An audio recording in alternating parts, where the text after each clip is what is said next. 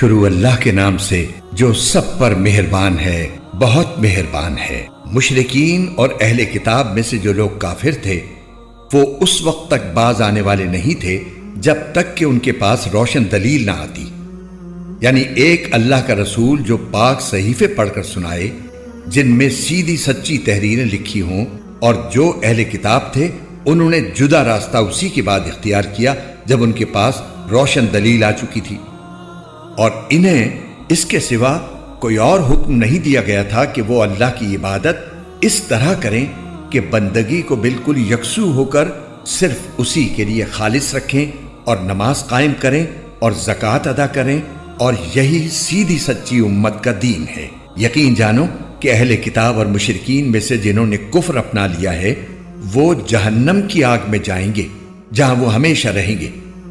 یہ لوگ ساری مخلوق میں سب سے برے ہیں۔ جو لوگ ایمان لائے ہیں اور انہوں نے نیک عمل کیے ہیں وہ بے شک ساری مخلوق میں سب سے بہتر ہیں۔ ان کے پروردگار کے پاس ان کا انعام وہ سدا بہار جنتیں ہیں جن کے نیچے سے نہریں بہتی ہیں، وہاں وہ ہمیشہ ہمیشہ رہیں گے۔ اللہ ان سے خوش ہوگا اور وہ اس سے خوش ہوں گے۔ یہ سب کچھ اس کے لیے ہے جو اپنے پروردگار کا خوف دل میں رکھتا ہو۔